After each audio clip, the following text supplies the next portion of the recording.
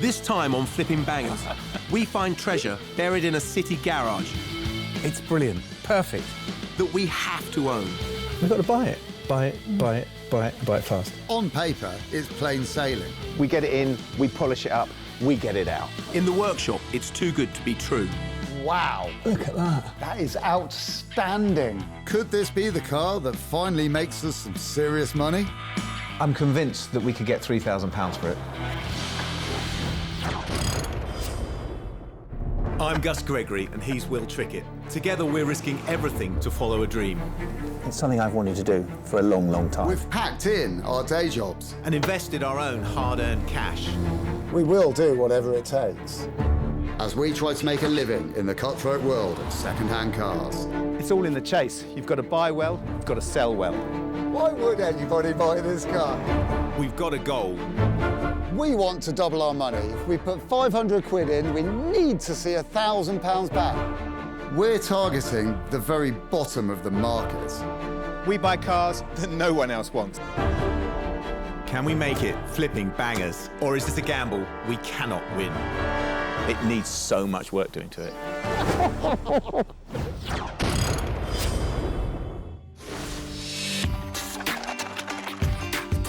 We've invested 10 grand in our new banger trading venture. That's to pay for cars.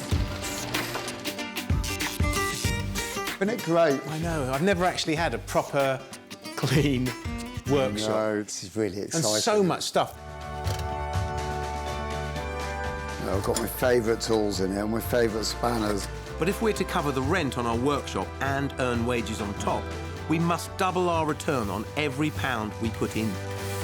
If we can't keep the money coming in, we'll be forced to close. Right now, we're on top. Just.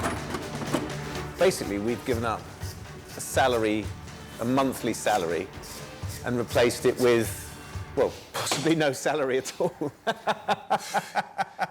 We aim to find, fix and sell one car per week, so can only afford 5 workshop days per project. It's time to go hunting for some new, fresh metal. And I've got an idea. Everyone goes wild for a classic Mini, but the mostly forgotten Metro is just as smart and far cheaper. Well, if you want a utilitarian British car, it's got to be a Metro. Of that era, a Metro is the only one that sort of fills that gap for me. OK, Metro it is. First generation, no bells, no whistles. Oh, yeah. Absolutely as early as we can get it. Yeah, a rubbish one. OK, perfect. We found a rubbish one on a general website. It's a guy who wants to sell a 1982 Metro fast, but hasn't listed a price, only offers. Is this one that's been in a garage most of its life? Yeah. Brilliant. Yeah. You don't get many of those, do you? No, and I think if we don't go and get it, Yeah. it's going to go. It does. It's funny, though, isn't it? Because, 10, 15 years ago, you wouldn't have looked twice at a Metro, would you? No. At all. No. But now it's difficult to get one, and they're becoming cool. Just looks so cool. And it's in Primrose Yellow. Awesome. I know. We arrive in Islington, North London. We need to locate the seller, who apparently has been mucked around already and doesn't want his time wasted again. Hello, Tony. Is that you? It's Gus. Yeah, we've come about the Metro. Yeah, no, we're just downstairs by the garages. OK, see you in a minute. Brilliant. Ah, Tony. Hello. Hello. Hello. Nice weather for it. Yes, perfectly. Nice to meet you. Yeah, lovely to meet you too. Hello, Tony. This is All right, Will. mate? Will, hello, Will. Good day to you. Wow. You ready? And it's high security. I am ready. Yes. Go on, close your eyes. Say when. When? Oh, wow. How long's it been in here? Since 2008. Right, OK. That was about the last time it was on the road. Do you mind if we get it out, Tony? Oh, please do, mate. Excellent. Tell us the Metro's tale. Well, originally it belonged to my neighbour, Chris. He bought it off a little old lady, believe it or not. Basically never used it very much. He did drive it up to Scotland once, and I think that terrified him. Scared the life out of him. Scared the life out of him on the motorway. And so I think he brought it back and put it in that garage, and it stayed there. I took the car off of him in 2001. So it's been in there basically 8-9 years. We're good. It obviously hasn't done any work whatsoever. Look at it. Oh, look at that. It's amazing, isn't it? It is amazing. That's blooming perfect. This car is time warp clean, but it's sitting low, indicating that the famous Hydragas suspension has probably failed. It's jaw-droppingly brilliant. That is fantastic. I love it. And of course, the colour is just perfect. It's so good. It's so good. This is the brave new world of the British motor industry in the 1980s, repelling all foreign invaders. And we've got it out. We could start a whole new revolution. Your classic A+ engine. That's absolutely perfect. I'm still marvelling at it. I'm looking at the minutiae, Gus, and this, under this bonnet, is everything is exactly as it should be. I mean, like, exactly as it should be. They weren't this good when they were new, Gus. It's a time capsule, isn't it? It's It is, just, yeah. it's just amazing. But how many miles has this got on it? 16,000. A little bit more, yeah. Yeah. 16,000 miles. This car is 35 years old with such low mileage, it's literally given me goosebumps. It may be the money spinner Will and I desperately need. Look at that. This one is like brand spanking new. It is in perfect condition. It has never even had a second coat of paint on it. But everything about this car is fantastic. And this is just mind-blowing. It's like being transported back to 1983. This is a new car inside, and it's done 16,000 miles. What do you reckon then, Gus? We've got to buy it. Buy it, buy it, buy it, buy it fast. Yeah, I think you're right. I mean, I can find all the obvious things wrong with it. The brakes don't work, the hydro suspension is pumping up, a handful of other bits and pieces, but, you know, we have got to have this car today. We must load it up and take it away as quickly as possible. Have you seen these? I have. I've had a look. You know, the last service was at 8,630 miles. Yeah. Admittedly, we're at 16,240 miles now. This is genuine. This car is genuine. We can't be... You would never find... We would never find another one of these, ever. Come on, let's go. Let's get it away. We've clearly got to have it, haven't we? Yeah, I think you like it. It's amazing. Oh, Absolutely amazing. We do. In the advert, you were saying you'd open to offers. What That's right, sort that's of right. offers would you be open to? Well, I said in the advert, make me an offer, so I'll stick with that. Guys, you make me an offer, yeah? We don't know how much Tony needs to get rid of the car, and we need to seal the deal. But with no price, where do you start? Will is good with a hammer. Maybe he should kick things off. Yeah, well, let's get started. Sort of 200 quid? OK. 250 quid. All right, 300? How about £350? Got a deal, mate. Wicked, 350 350 it 350 is good. Nice. Okay, guys. Great. Thank you very much. Take it away. It's just beautiful. We love it. Thank you. And Yeah, thanks for all your it's time sweet. for showing us It's around the sweet. matters. So we've got the super low mileage Metro for a bargain price. But there's another prize we want. If we can start the car, there's no two ways about it. We'll have doubled our money and we're not even back at the workshop. Gus, I've got every confidence in this. I think it's going to be just fine. We'll have this running in no time. We need a jump pack, and we'll use a jerry can to bypass the car's fuel system, because what's in the tank will be stale. Little bit of choke. Yeah. Fingers out. Yeah. Hey! Fantastic.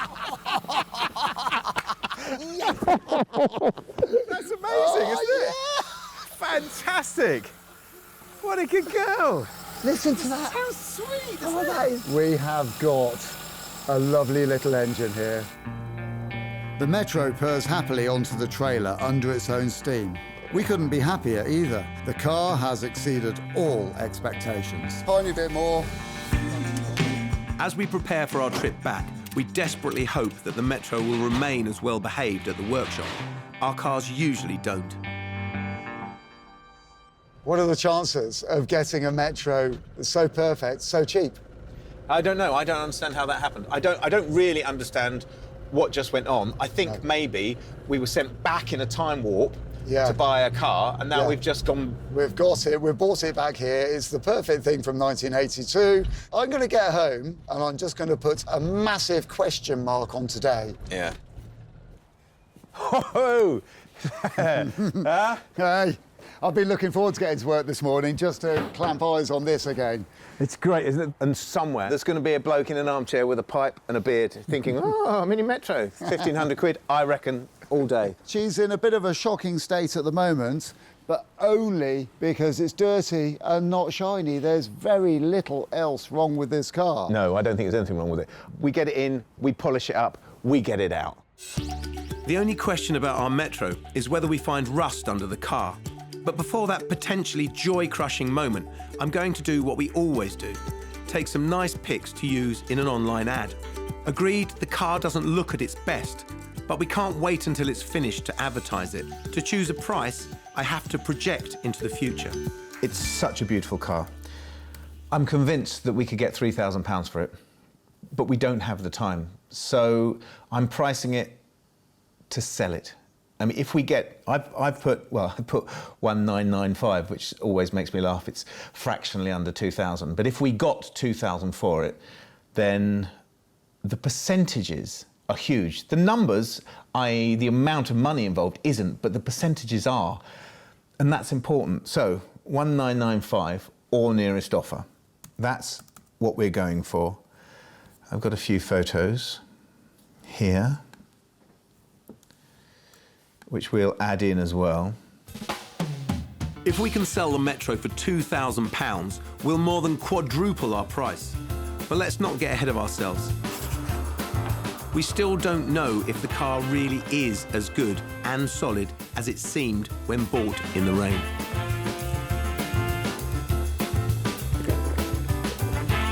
So we can really see what the condition of the body is like, I give the Metro a quick bucket of water over it and hope to expose any scratches or rust that the uniform sheen of London dust might have concealed.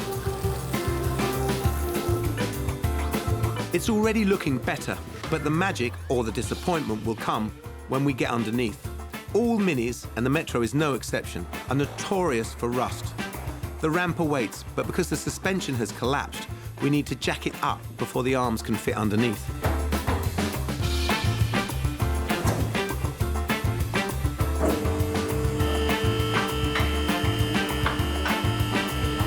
Now for the moment of truth.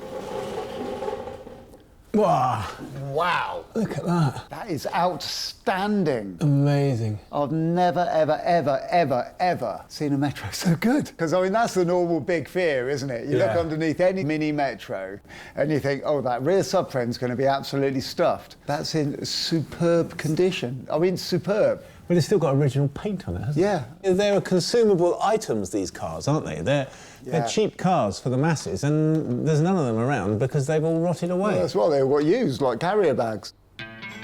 So, armed with the knowledge that we don't have a sea of welding to do, we need to concentrate on what the car does need. The suspension is collapsed and it's been standing for years and doesn't start on the key. Let's get that sorted first.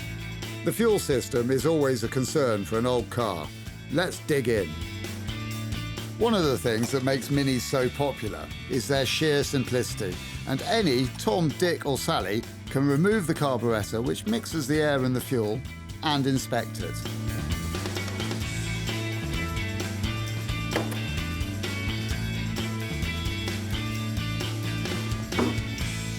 So I'm just taking the fuel out of our Metro. The fuel's been in there for 20 years, and fuel goes off. It smells like white spirit that's been left, that you've left a brush in. It has a particular emulsified smell. It gums everything up, which is the reason why Will's taking the carburetor apart and putting all new bits in it.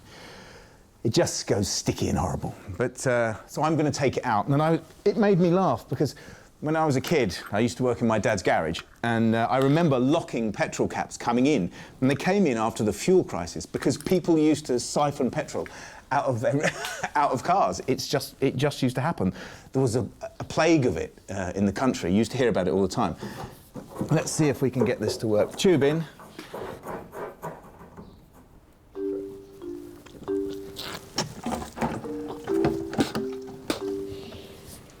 That's why you don't see it very much anymore.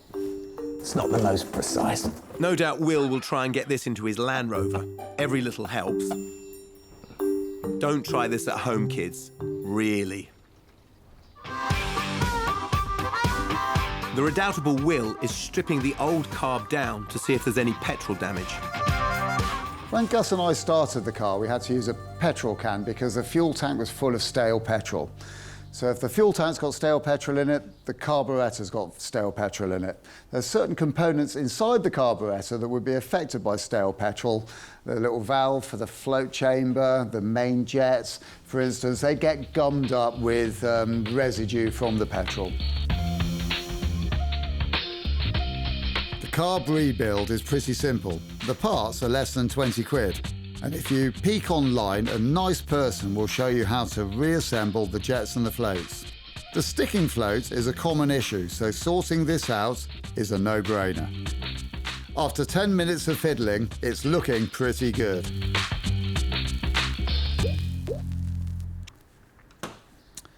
Right, that is now ready to go back onto our little car.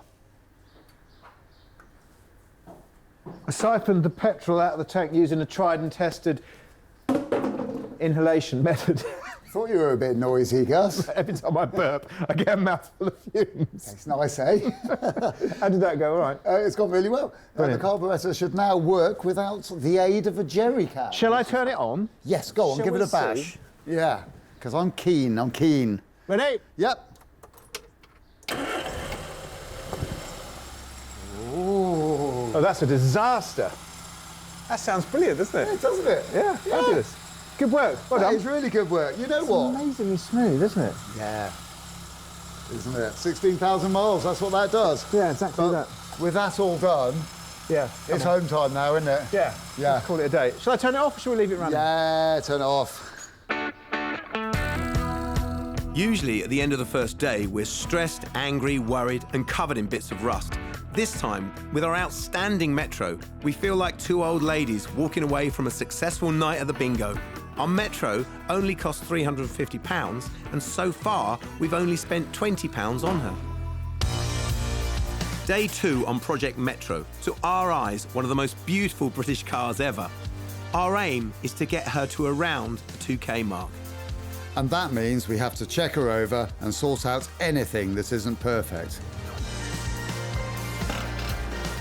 I've been giving the Metro the once-over for any issues that need attention. There are very few.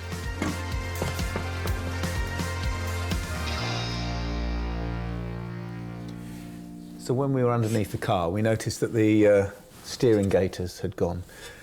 And they've gone from being nice and rubbery to crispy like that and disintegrated. The front bit here is supposed to be attached to the back bit. And we've got new ones, so for a few pounds, you can replace them, because it'll fail an MOT like it is. And more than that, getting water in there is not good anyway, so it's a quick job.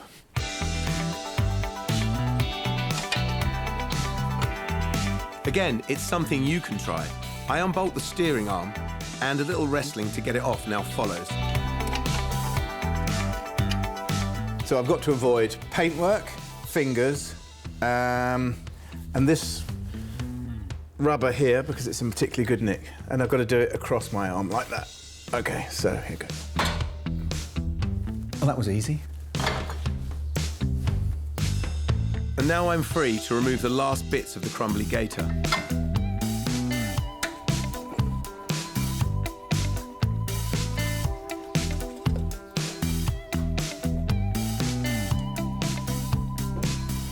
So when you're taking the track rod end off, if you count how many turns out it is, then you know how many turns to put it back on. So 1, 2, 3, 12, 13, 14. Perfect.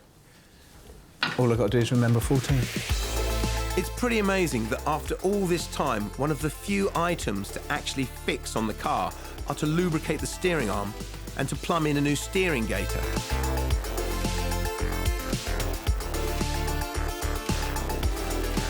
And some of the bits and bobs are still fit for use.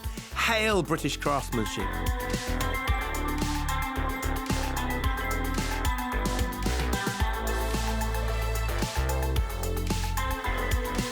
Amazingly, I don't need to put my hand in my pocket for a new track rod end. The car has been driven so little, there's plenty of life left. While Gus slaves away on the fixers, I'm trying to work out if we're doing the right kind of work to our car.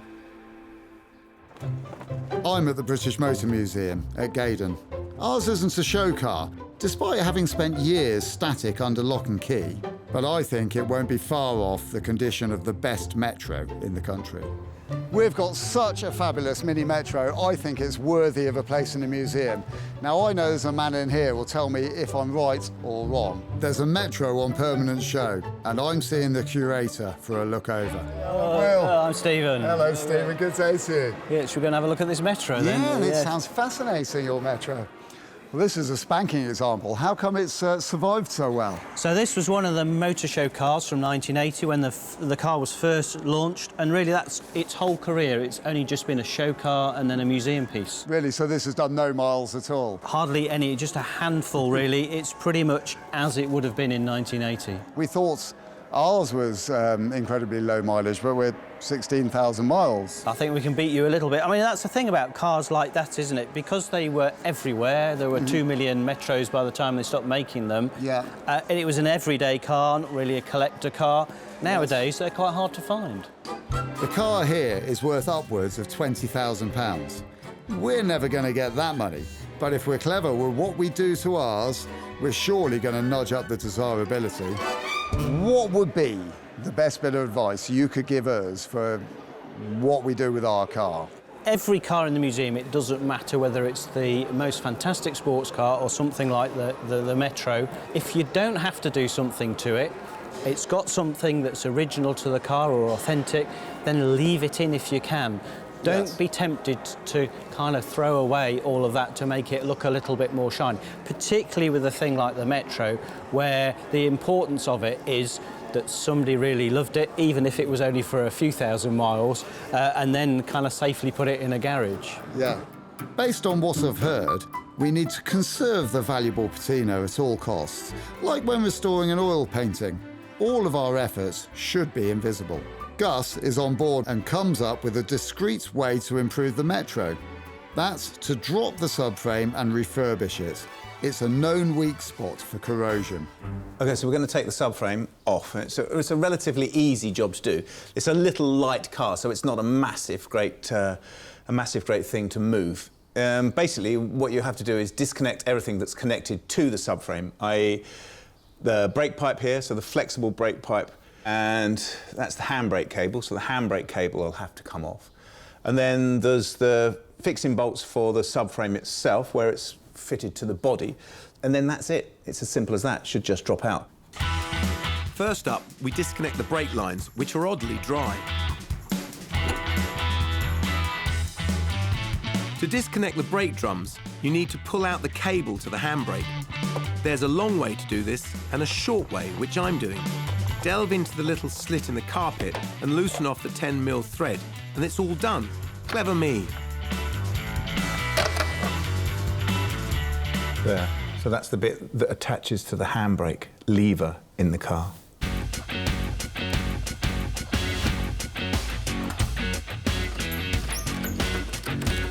Once everything is freed off, we should be able to release the subframe out. There are some anomalies, such as a weird bolt in the housing for the spare wheel. You ready, Gus? Yeah, I'm ready. Theoretically, it's going to pivot forwards, isn't it? Ready? And that's the daddy. Ours is in superb condition, really. Lovely. There we go. Perfect. That is perfect.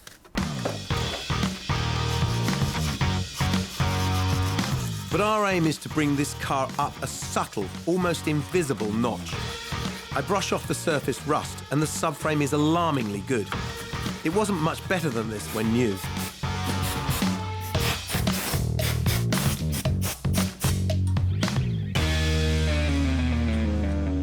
So here we have our subframe from our Metro, and it's in astonishingly good condition, but it hasn't been many miles, so that's not really surprising. It's been in the garage. The bit that catches all the weather is this bit under here, and that bit goes, well, it all goes. But as you can see, it's brilliant. It's still got lots of original paint on it. This coat of wax means that any viewing under the car will render the subject speechless. Because that's what we have now, a Metro with the power to shock, amaze, and dare I say it, delight.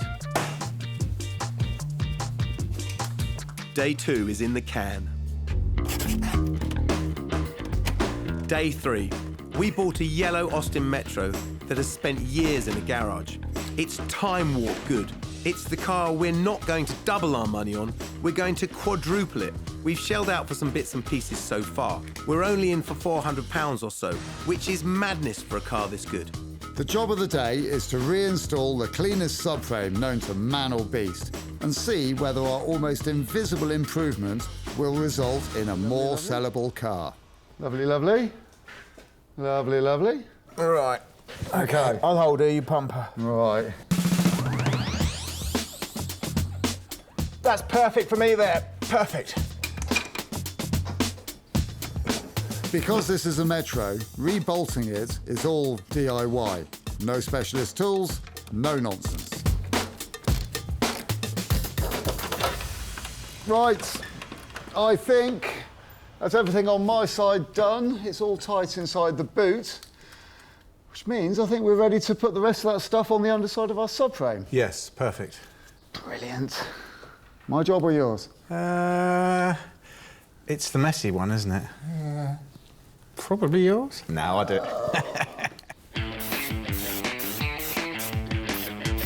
But now we've rust protected the top of the rear subframe, the rest of the underside needs the same magic treatment. I've spent a couple of hours and probably £20 or so on rust preventing paint. I could eat my dinner off of that, although it would of course be upside down. It's all well and good having nice clean subframes, but we do need to do an oil service on the Metro as well. Ladies and gentlemen, I present Will. Just about to change the oil, for which I shall need my big spanner, an oil catcher, preferably empty, and, because it's always a messy job, lots of rag. I've taken the precaution on this car to warm the engine up a little bit first, so all the nasty oil comes out easily. I release the sump plug and drain out the oil.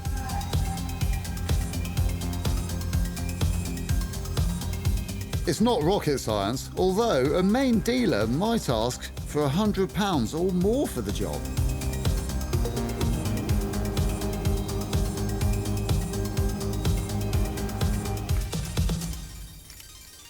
But the oil is all out. Just got to change the oil filter and I can refill the whole system. There we go. But taking off the oil filter isn't that easy. Luckily, I have a tool for said mission. So this tool goes onto the oil filter, up here, turn it so it grips, and then give it a good firm turn. Yeah, there we go. Now it's coming undone. Now it's loose. I can remove the tool and remove the oil filter, which is going to leak horrible, sticky oil all the way down my arm. And being as I warmed up the engine to get the oil to all flow nicely, it's red hot as well. There we go. Like that. One oil filter. Luckily, a new one is only a £5. Yuck. Before installing this oil filter, I need to wipe a bit of oil around this rubber seal. And that aids the oil filter going on properly and fitting nicely. And also, in the future, when it's removed, it means there's a slight bit of oil in between the rubber and the casting, and it comes undone easily, rather than seemingly welding itself on there. So you make your job easy by doing a little bit of preventative oiling right now. And now it can go on.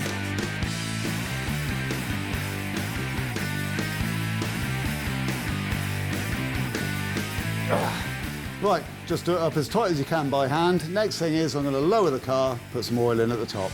And even with something as simple as this, there are always tips to bear in mind.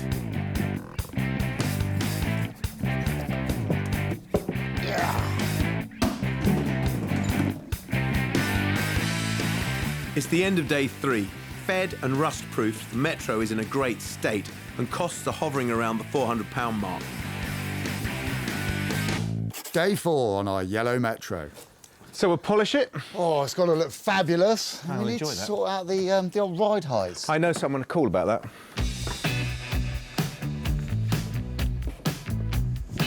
And our odd mission is to make our improvements invisible, as it seems that that's the most likely way we'll attract a nostalgic buyer. The body is the next port of call. It looks okay, but how can we improve it without extra paint? Right, Gus, I'm coming to help. Shall I grab the machine? The mop? Yeah. Not for this, surely. Surely this is a gentle job to be done by two loving people caressing gently polish into the car. Yes? Ages. Exactly, ages, yes. Not long, it's only a tiny car. Come on, William. All right, OK. We're not cutting with a mop, which is a powered rotary sponge, even though it's the natural tool to cut through the top layer of paint. On a car like this, though, the paint is just too thin, so we tread carefully. But no cutting compound will fix everything. See, this is a thing here. Somebody, some previous owner or user of this car, have been putting their keys into the lock, using the lock, opening the boot, closing the boots with the keys still in the lock, smashing their keyring against the beautiful yellow paintwork here, therefore removing it, which is a real pity because there ain't no way on earth I'm going to be able to polish out those chips. That's all the way through to the metal, isn't it? All the way through, yeah. Yeah. How to ruin your car in one easy step. So maybe because of that, I look for bits of paint that I can improve. The front arch needs some help, Doctor. What are you doing? Nothing. Oh, my goodness, you're cutting the paint off. I am, yeah. Yes, did you notice that the paint that's coming off seems to be yellow? No, Yes, no. Peeling this car is like an onion. There are many layers. Well, this layer of paint, which was obviously acquired in some supermarket car park from a different car, is being carefully scraped off using a sharp blade. well, you want to be careful because that sharp blade will become less sharp when you dig it into the metal that's underneath there. I'm going to put the kettle on.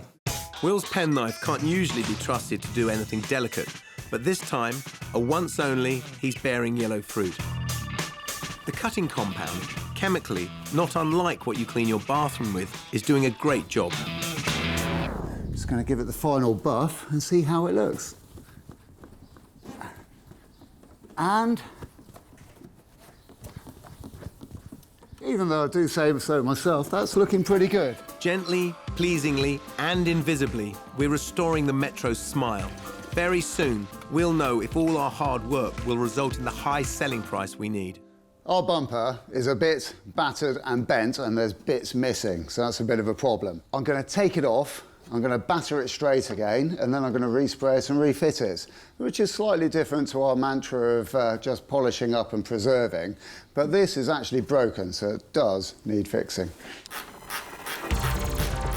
Metro brilliance. A few bolts and the bumper and lights are ready to come off.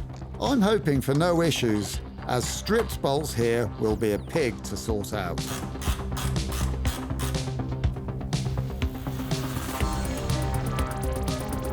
Right, so I've got the bumper. How can I improve it? Here we are. The bumper is bent here and here. And the bracket's also bent as well, so I'm going to attempt to straighten that lot out. So, the big dents get a wang with a hammer. Gus says I love using the hammer, but I can't be certain he's right. To me, the hammer is just a means to an end. Another thing that lets down our beautiful Metro is the fact that the paint is coming off the badges at the back. This one here used to be blue, and this was silver here. And the Metro badge the other side is also the same. So what I propose to do is to use these delicate little pads made of high compression foam, and rather like a Renaissance painter, delicately dab back on the silver and then the blue paint. You're thinking, why doesn't he mask each letter? Well, you could do that if you had time and skill, but this, I call it the kindergarten potato technique, is pleasingly rapid and not too bad from a distance.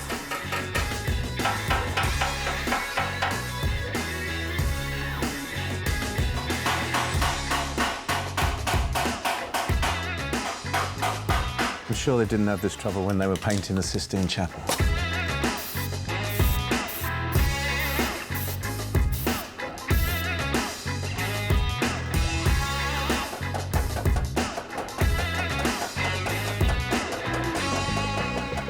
At least I can be bothered to get the blue right. And come on, it looks all right. Banging over. And my old friend, the filler, takes care of any last-minute surface adjustments. Don't think you can skimp on the filler preparation. The paint at the end will show any imperfections. And once that's all done, a lick of paint will make the bumper look like new.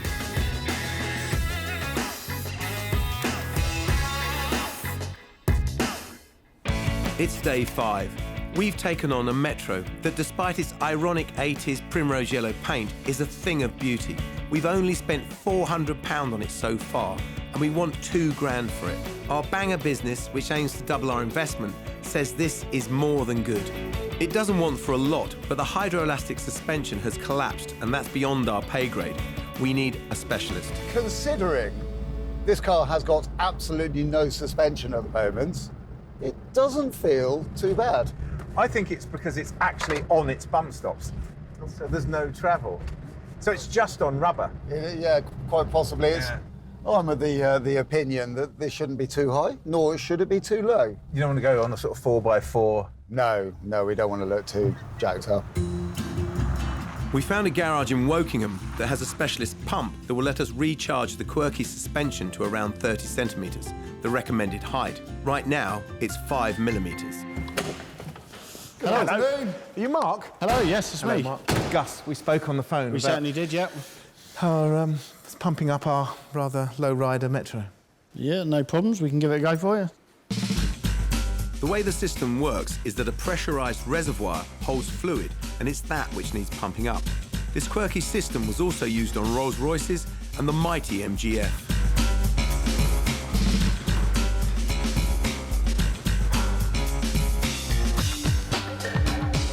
The pump, not a household item, delivers high pressure to a number of spheres in the Metro suspension. It's a hangover from the original Mini. The designer, Isigonis, a genius, wanted a system which delivered body control in a small space. We pay £35 for this service, which is topped off with a filling up of the reservoir.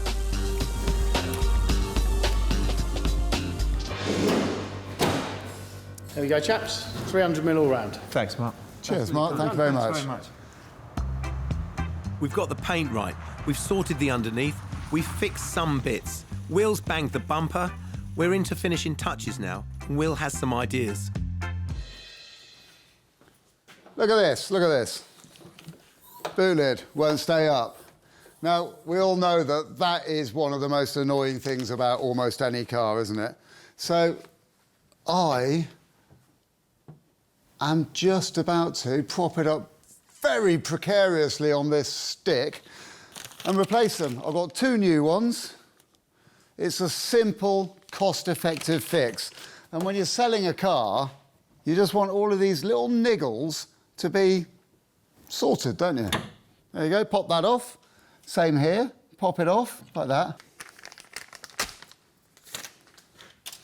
Now, pops on there, easy peasy. Rotate this one round, and that pops on there. There you go. Already, it's seeming better.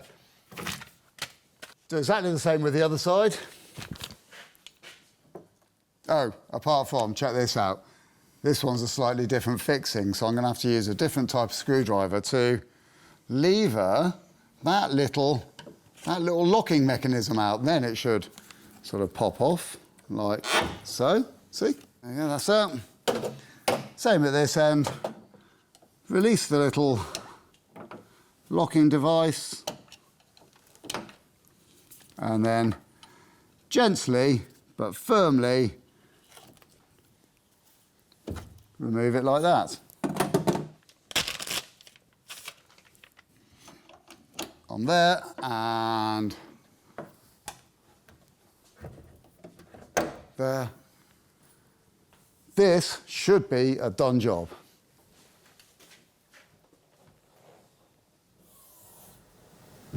Perfect. But Gus, not to be outdone, has some last-minute tweaks of his own. The usual Will refurb is to spend some money doing it properly or strip and paint in fine silver from a can. But we're trying to make the car look like it's aged, but gracefully. That's Patina. That's making a £350 car fetch £2,000. Well, thank you kindly. It's a pleasure, Gus. Doing a good job there, mate. That looks brilliant, Gus. Yeah, well, that's adhering to our new mantra of polish what's there and preserve. That's great, isn't it? It looks fabulous. Brilliant. We've been doing bitty stuff, but that's what this car needed. Saved in storage, it needed smart TLC to transform it from garage fine to near museum standard car.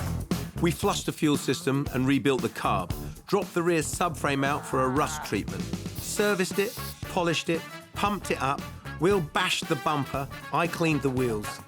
What are we in for? The car was £350. We spent £65 on parts and £35 on pumping up the suspension system. It owes us £450, and I'm sorry, but that's almost dirty. But it is exactly as good as we knew it would be when we first saw it in the rain in that garage.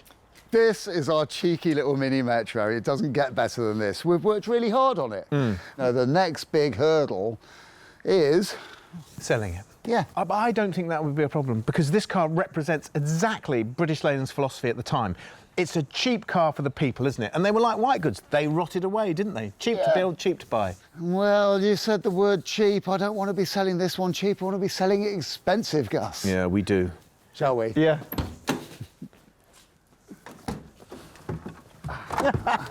Good for room. Hey! And drive we shall, even though this car has driven only the equivalent of 500 miles per year of its life. How will it feel? With everything restored to factory perfection, Patina completely intact. Essentially, it could be a modern car. It's not got power steering, but it's really light because it's very light. The geometry on these cars is excellent because it's pretty much the same as the Mini. It's got big car suspension on a little car. Yeah, so you can get over the fact that it's all made out of pressed tin. You can get over the fact that it's made fabulously cheaply because it actually handles and drives like a proper car. It does, yeah. Yeah, you're exactly right. It takes some doing. Capturing that essence is difficult, but they've managed it. Yeah. And in actual fact, the acceleration, you know, there's two of us in it. And I'm not no lightweight. No, me neither. Yeah, it's bowling along quite well. What are we up to? 35 miles an hour, Gus? Yeah, but it's low, so you don't necessarily know you're only going 35, and that's a brilliant thing. All modern cars should be like this. The best fun you can have at a low speed. Yeah, it's. I was saying it's perfect. It's as good as it could be. Exactly. Yeah. I mean, I wouldn't want for anything more. And after our little drive, the first genuine inquiry email pops into our inbox. It's a guy called Mark. We asked $19.95. He's offering $17.50. He's a dealer. Mark, hello. Oh, hello. Gus. How are you? Pleased to meet you. Nice to meet you too. Hi. Hi there, Mark. Will. I'm Hi. Will. So what attracted you to our beautiful little Metro? I just never thought I'd even find one, especially with this mileage. I'm absolutely made up with it. 16,000 miles from you. It's absolutely original and it's perfect for exactly what I'm looking for. We don't think that there would be one of less miles of this age, this generation. No, and it's and so this original. spec. Yeah. I don't think there is a better one. I can't imagine for a minute there's one with this mileage from 1983 anywhere else in the country. So we've literally just done preventative type maintenance.